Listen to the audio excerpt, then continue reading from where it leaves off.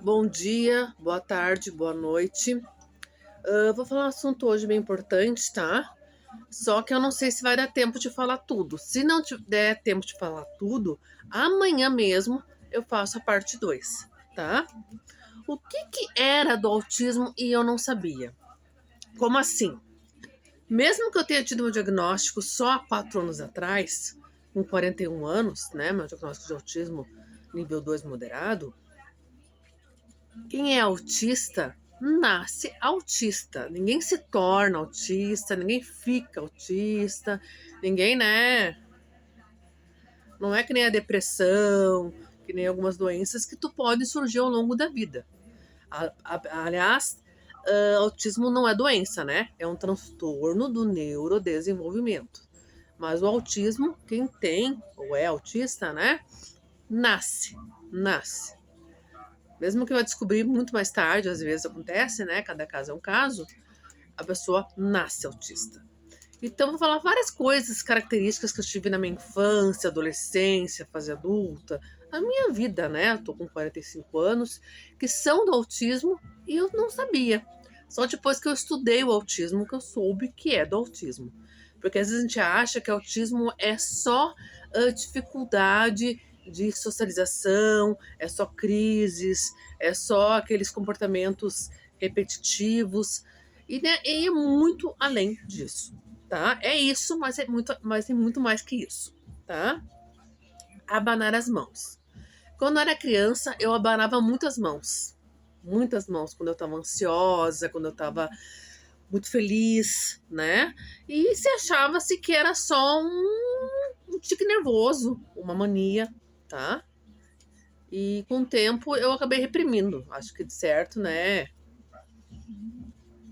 Alguém deve ter falado que é feio, sei lá o que, né? Acabei, né? Mas em casa ainda, quando eu tô muito nervosa, eu tenho vontade de abanar as mãos, tá? Que é estereotipia, um movimento repetitivo, que é uma característica de autismo, tá? Atraso na fala.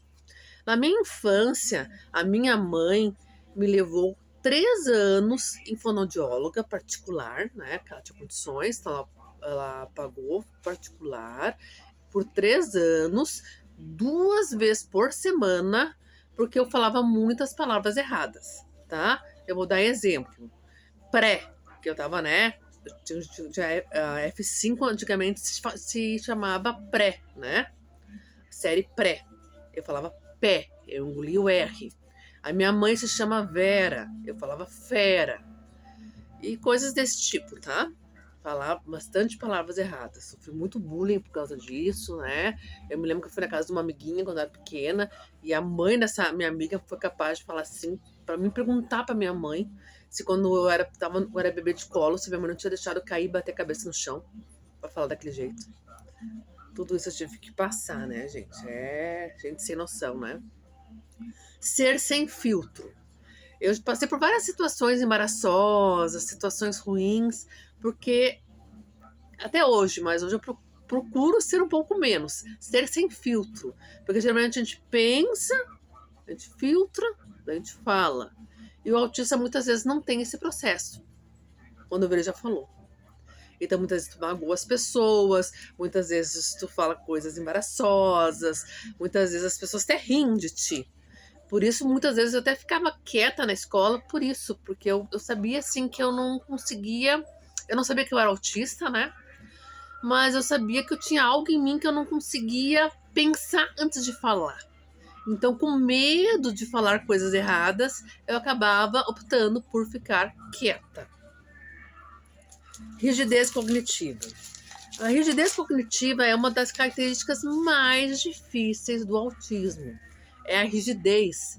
Às vezes tu tá num comportamento, numa situação errada e 500 pessoas vêm para ti e falam: Ana, isso não tá certo, faz isso, isso, isso, isso. E devido à nossa rigidez cognitiva, a gente não consegue enxergar, a gente não consegue mudar, a gente não consegue mudar. A gente tem muitas dificuldades de mudança, sabe? De aceitar a mudança, de aceitar que a nossa opinião tá errada. E não é uma coisa que é proposital. É uma coisa que é do autismo mesmo e que é bem complicado, sabe? Muito complicado. Eu já fiz terapia várias vezes com várias psicólogas e teve coisas que as psicólogas me falavam e eu não conseguia aceitar devido a essa rigidez cognitiva.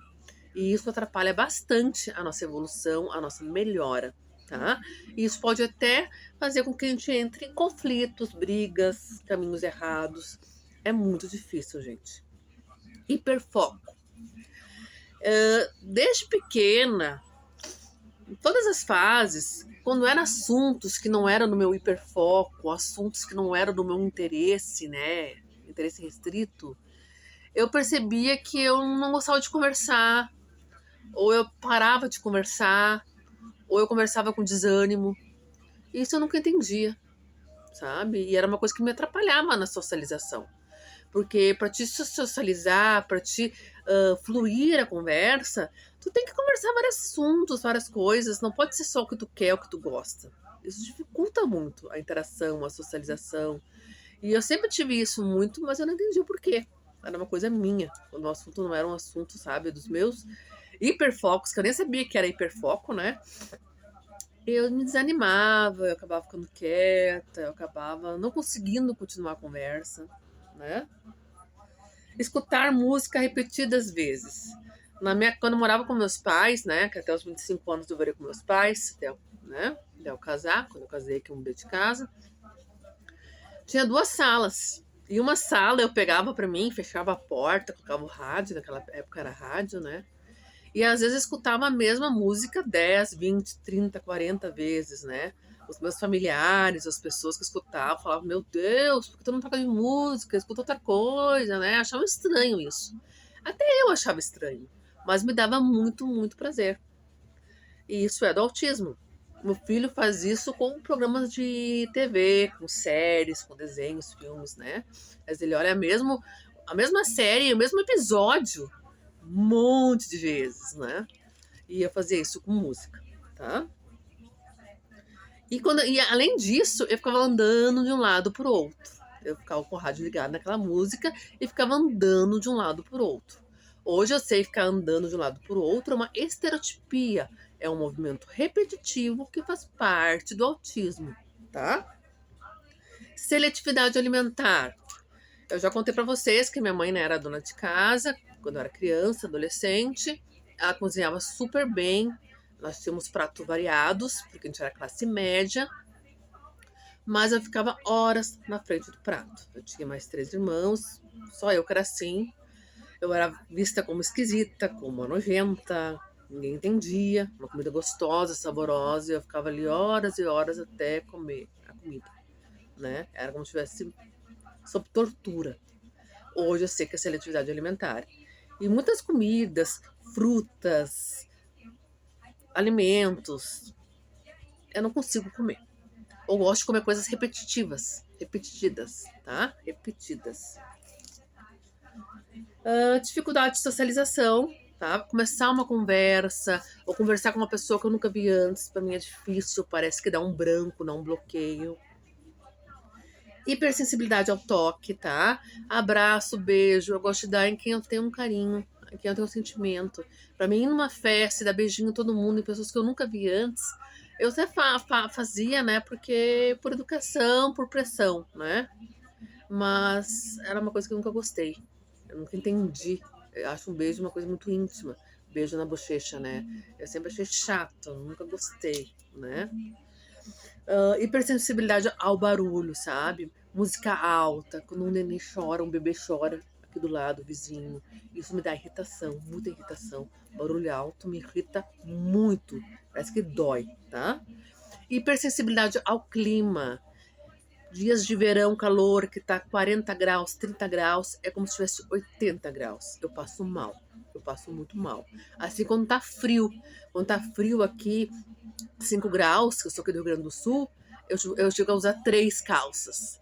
Eu sempre me via como uma esquisita, 3 calças, um monte de blusão, porque o frio pra mim é muito intenso, é como se fosse muito mais intenso.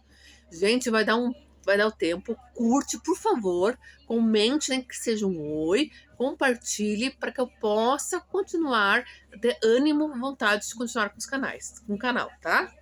Beijo no coração e até amanhã, se Deus quiser.